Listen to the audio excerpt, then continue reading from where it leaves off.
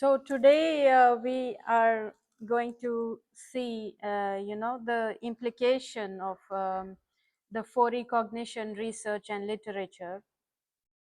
So, I mean, in terms of, in relation to the extended mind. So the topic of my presentation is understanding the physical appearance of an object in relation to the extended mind.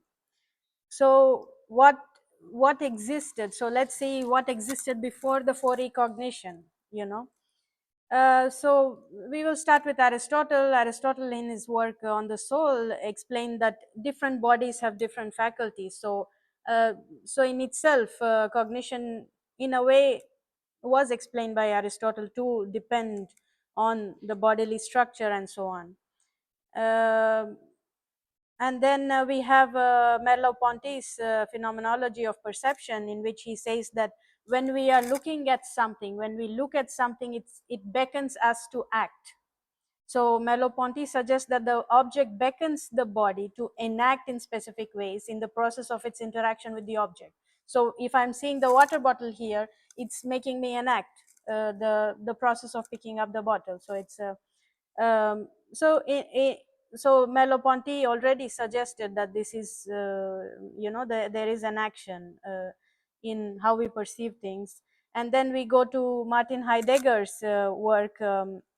He says that being you are just like being by being someone, you are just you, but you become a Dasein. You understand the world around you. You When you assume, when you know, when you realize that you are embedded in the surrounding is in a way captivating your attention or your physical existence. So that so Dasein is the being with the capacity of knowledge about the environment. So we are just who we are, but we are someone because we know something about the environment. We try to probe the environment while being within the scope of the environment. So with these great philosophers and thinkers, we already knew that cognition or understanding, let's say, let's use the word understanding or meaning, is embodied and inactive and embedded. And then comes the contemporary research in cognitive science, and then they add another E to it, and there are many E's after this. So the fourth E is the extended mind. So anyone exposed to the literature knows that Andy Clark and David Chalmers put forth this notion of the extended mind, in which they suggest that external entities play a functional role in cognitive processes. And we have discussed quite a bit about extended mind, so we will look at it later. So the idea is like, if you have a notebook and if you don't have to remember something, you just use the notebook. But in a way, this is similar to the Chinese room experiment, right? I am in a room, and there is someone assessing my Chinese knowledge, and I read something in Chinese and respond appropriately to the person who is assessing my Chinese knowledge. But it doesn't entail that I have the knowledge of this language of Chinese. So extended mind is in a way like a conceptual copy of Chinese room experiment, right? On the surface, it looks like something is being done by you, but in actuality, you're using the tool which is given to you, and it's external to you, and it will always remain external to you. It is something by choice you can use it, but it's not it doesn't give you hands and limbs, extra hands and limbs, or like abilities in a way. So we will look at the disagreements regarding the extended mind later. So the current disagreements in the literature of 4E cognition is there are many disagreements. The idea is to explain whether the cognitive processes are constitutive or causally dependent on external entities. Like is the capacity to do something, is my capacity to do something dependent, causally dependent on something that I'm using, or it is in my system? Is it internal to my system, or I'm just using it because it's causing me to use it? So that's the disagreement there. And also the idea of the coupling, the problem of coupling the environment, the body, the mind, the environment, the coupling action. There are many, like attempts to understand the coupling, but there is no specific agreement regarding this. And how are the brain, the body, and the environment coupled in the process of cognition, and how much or which part of cognition is embodied, embedded, extended, or inactive?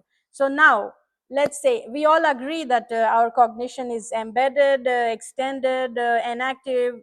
Yes, of course. But which part of my cognition, which part of my mental activity, or which part of my experience itself is embodied, embedded, extended, or all of my experience are embodied, extended, and inactive? How can we play with these four e's that are given to us, and we know it's true, but can we explain, can we go deeper to explain the coupling? Can we go deeper to explain what is the relationship that we actually have? Like I said, is it just assisting me to do something, to appear to do something, right? Is it assisting me to do something, or I'm actually doing it? Is it inside of me? Do I have the causal power to control its presence in my vicinity? So there are many. So for example, I will use an app on my phone only when I have the causal power of using and opening my phone. It's there for me. The facilities on the phone, or the water bottle, it's there for me to be used, but I need to know how to use it, and I have no control of where it will be. I cannot control where it will be. But whereas the cognitive capacities that I have in myself, I can control, I can use, I can control when I want to use what kind of capacity I have. So the disagreement comes here. The owning, I mean, do I own the thing that is assisting me, or owning means controlling how it affects you. So I mean, in order to today I will try to explain, or try to come up with an explanation for the coupling problem.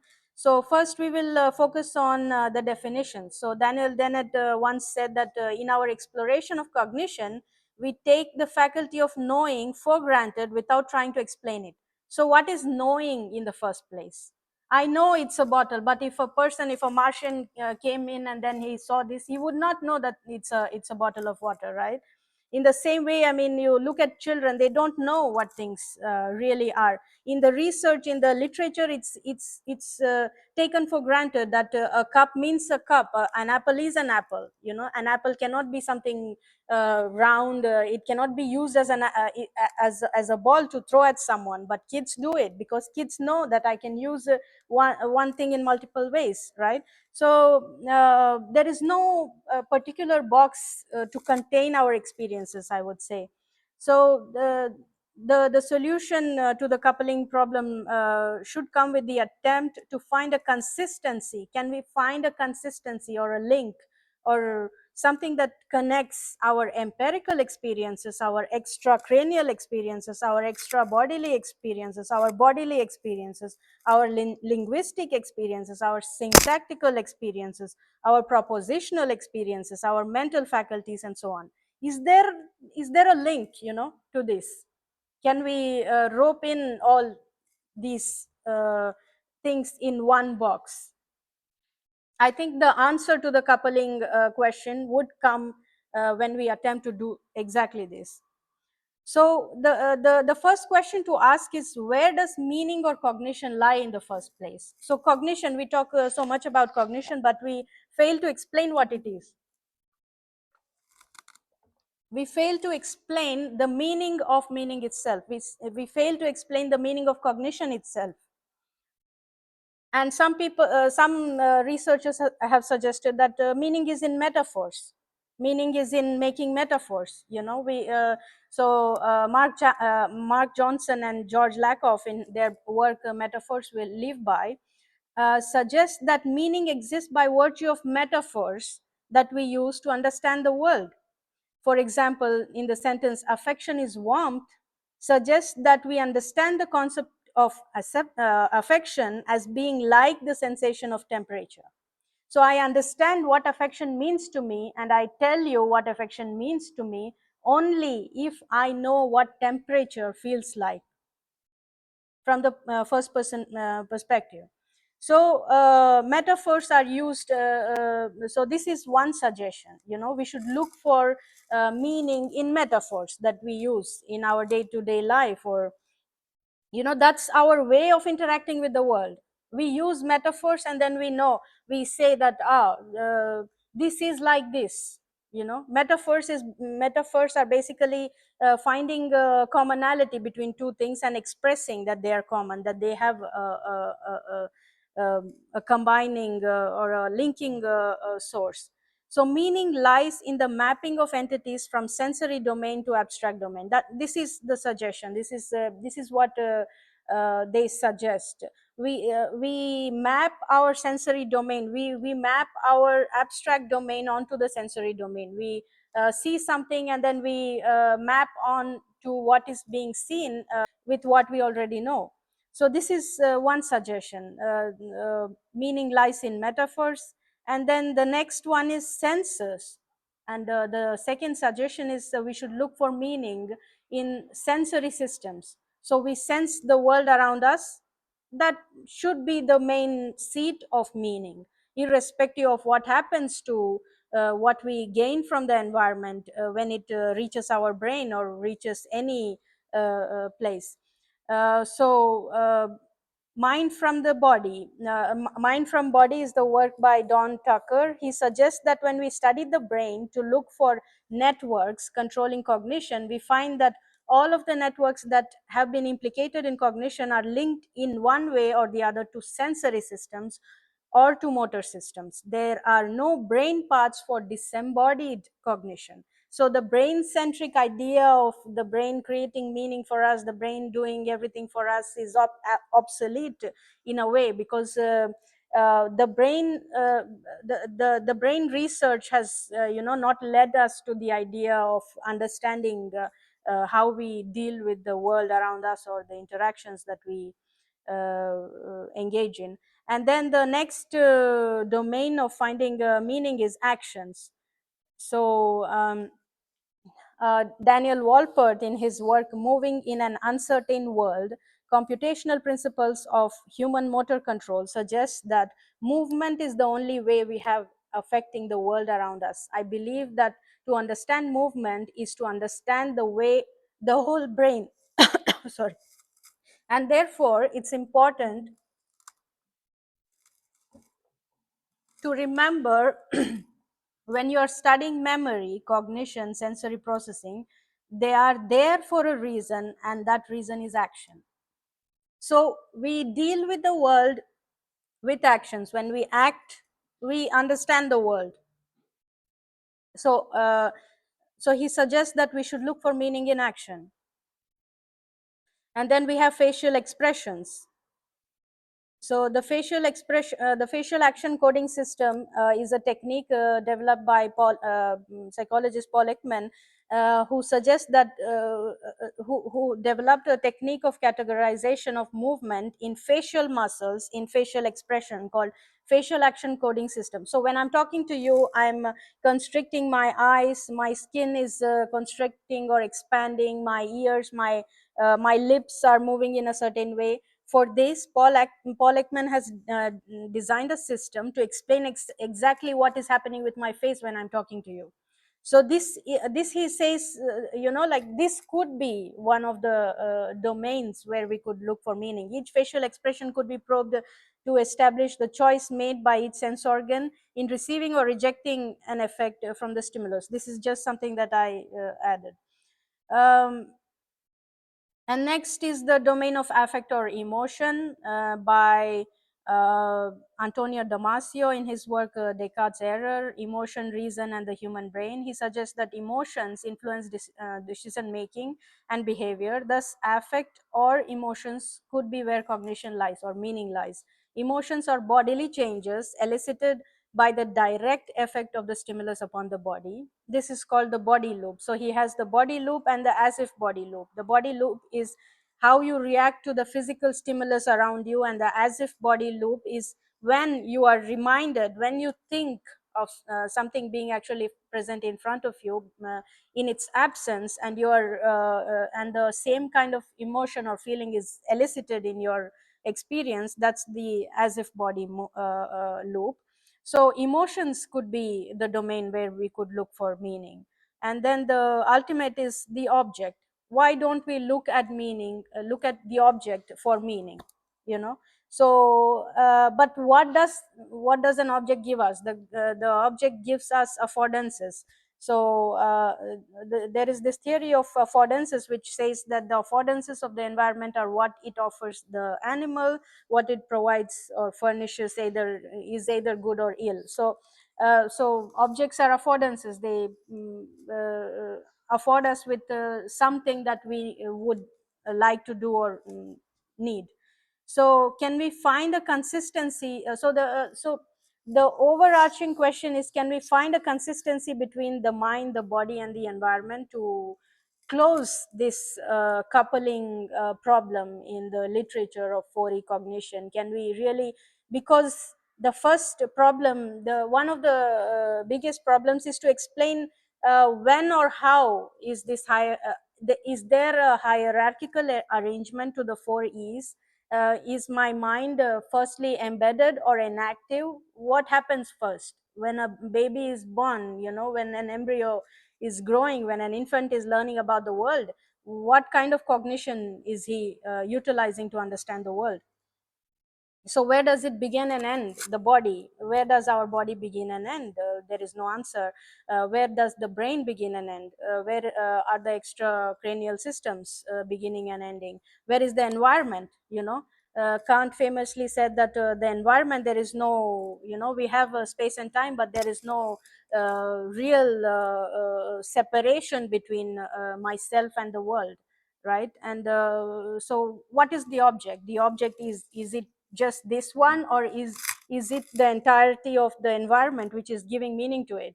Because if I place this in air, if someone suspended this in air, it would not have the same kind of meaning that it usually has when it's kept on the table, right? So it depends on where exactly objects are. And extra bodily domain, where is the extra bodily domain? Does it start from my senses, or does it start from my mind, or from my brain? Where does it even start, and where does it end? So these are some of the problems with for recognition. And so where does cognition begin? So my suggestion would be, cognition doesn't begin with knowing, because there are entities like plants. They are not thinking, but they are doing. They are part of the ecosystem. They have intelligence of some kind. They are protecting their body. They are thriving in environments without being able to think, without being able to self reflect. And so I say that fetus could have could also have cognition, because it's trying to maintain its form. It's growing. Growth is the real sign of intelligence. Even if you don't open your mouth, even if the fetus cannot speak, it is growing. It's a sign of growth. And a table, I would suggest, has meaning, because a table is a table. It's used, and if I break the table, it's not a table anymore. It will lose its form, but it will still remain a not table. It will not transform into a bottle.